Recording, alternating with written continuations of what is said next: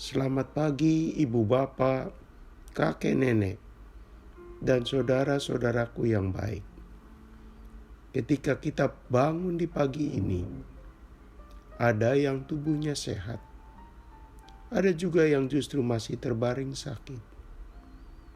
Kiranya kita tetap bersyukur kepada Tuhan. Dengan bersyukur itulah kita mengakui banyak hal yang kita terima dari Tuhan. Firman Tuhan yang kita renungkan, Efesus pasal 2 ayat 14. Karena dialah damai sejahtera kita yang telah mempersatukan kedua pihak dan yang telah merobohkan tembok pemisah, yaitu perseteruan. Saudaraku, karena perbedaan, sebuah bangsa bisa terbelah dua. Kita ingat bangsa Jerman, karena ideologi berbeda, jadilah Berlin Barat dan Berlin Timur. Sehingga ada nama Jerman Timur dan Jerman Barat. Tanda pemisahan itu dibangunlah apa yang disebut tembok Berlin.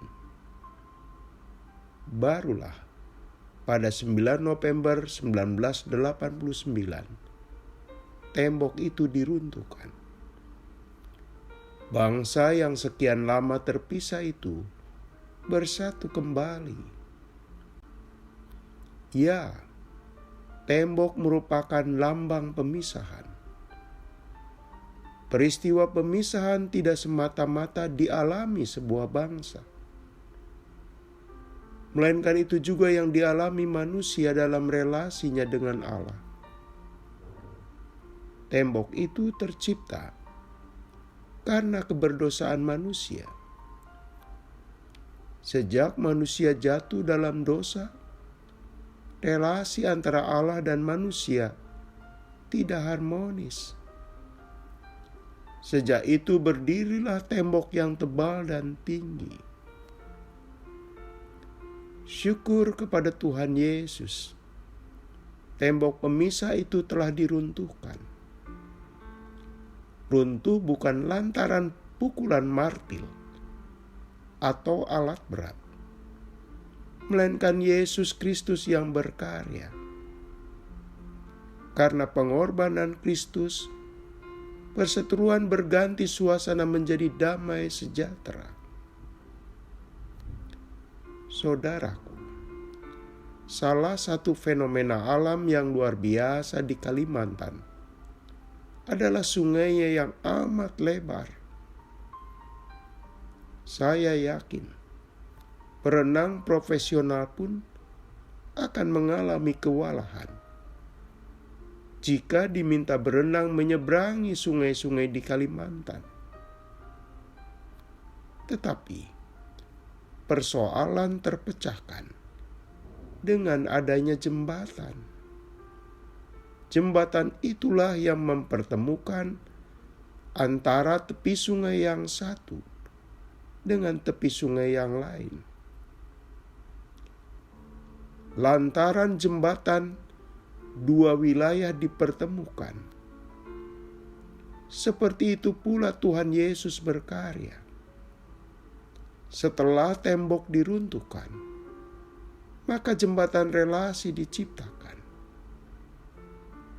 Jelaslah, karya Kristus sungguh luar biasa. Tembok diruntuhkan dan jembatan diciptakan.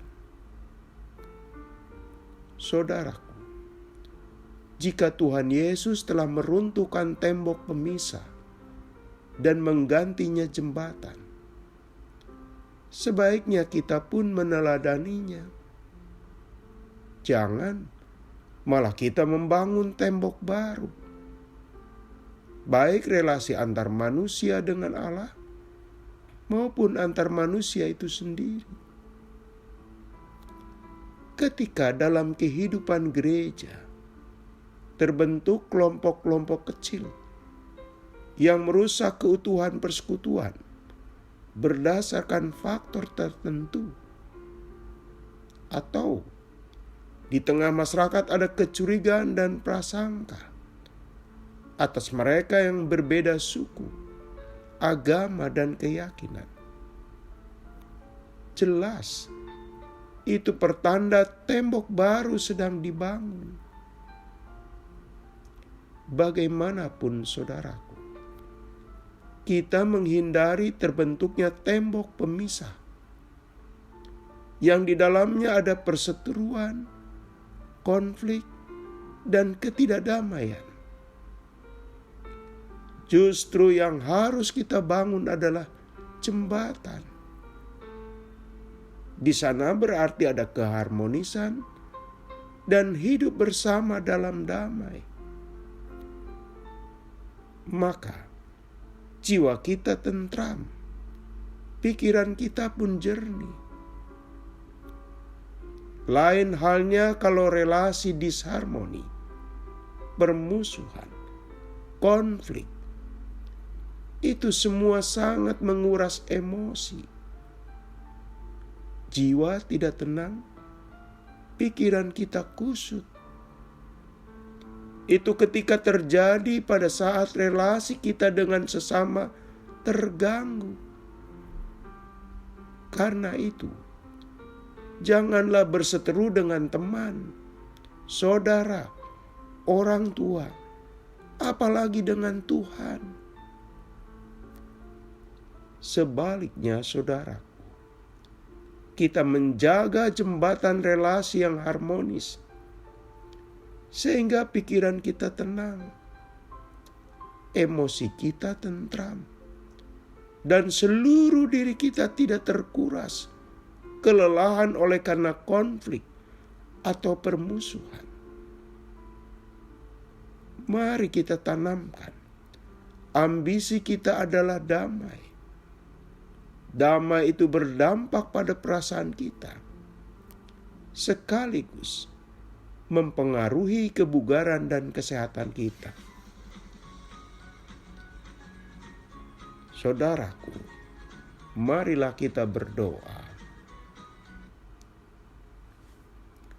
Tuhan, kiranya jadikan kami pembawa damai, bukan yang suka dengan konflik dan perseteruan.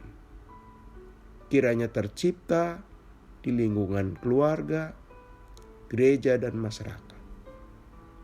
Dalam nama Yesus yang berkorban bagi kami menaikkan doa ini. Amin. Selamat pagi saudaraku. Selamat menikmati hari baru. Bersama Pendeta Emeritus Supriyatno, Tuhan memberkati.